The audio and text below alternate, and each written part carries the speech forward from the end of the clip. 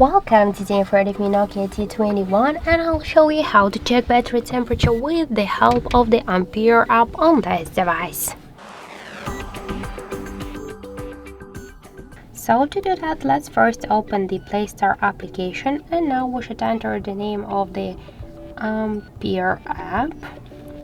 So just to get this application, we should click here to install, and just let's wait a couple of seconds while this application will download and then installing on our device. After that, let's just tap to open the app. Here click to yes, I agree, pick close, and tap on the left down corner to OK.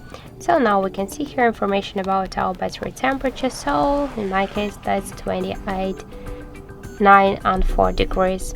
Also we can find here more information like the battery health, capacity, voltage, Android version and more other info. So that's it, thank you for watching, and if you find this video helpful, don't forget to leave a like, comment and to subscribe our channel.